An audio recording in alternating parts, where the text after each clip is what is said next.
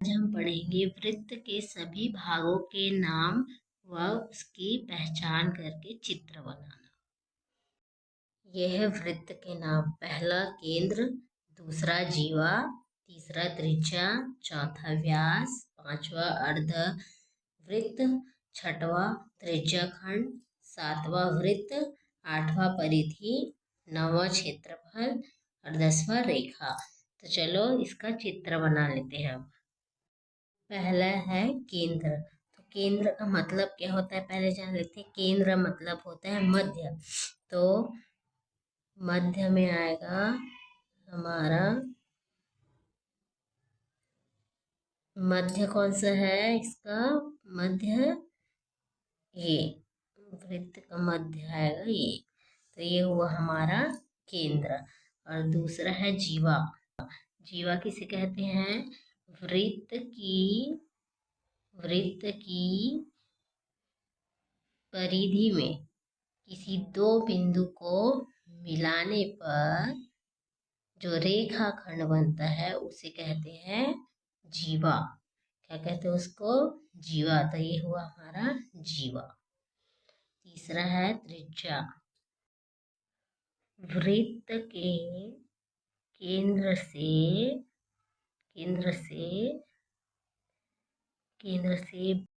केंद्र से उसकी परिधि, बाहरी किनारे की दूरी को त्रिज्या कहते हैं। चौथा है व्यास। वृत्त के केंद्र से होकर गुजरने वाली वह सबसे लंबी रेखा जो परिधि के दोनों विपरीत दिशाओं को जोड़ती है और वृत्त को दो बराबर भागों में बांटती है, उसे व्यास कहते हैं। पांचवा है अर्धवृत्त। किसी वृत्त का चाप उसके अंतिम बिंदु व्यास पर हो तो दो बराबर भागों में विभाजित करता है। उन भागों को अर्धवृत्त कहते हैं। छठवा है त्रिज्याखंड। वृत्त के केंद्र से निकलने वाली दो त्रिज्या के बीच के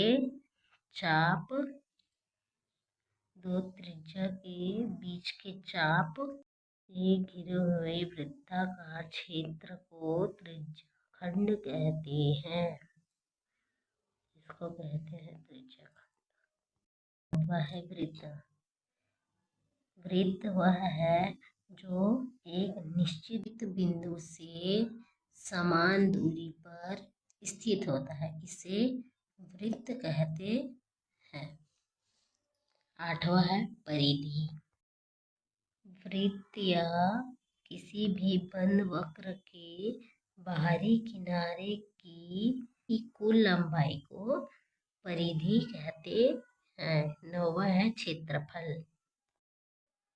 आकृति या समतल सतह द्वारा घेरी गई कुल जगह की माप को क्षेत्रफल कहते हैं। 10वां है रेखा। ऐसी सीधी लकीर है जिसमें न तो कोई आरंभ बिंदु होता है और न ही अंतिम बिंदु।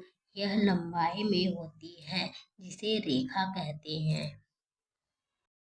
वीडियो अच्छी लगी हो तो लाइक, चैनल को सब्सक्राइब, शेयर एंड कमेंट करें।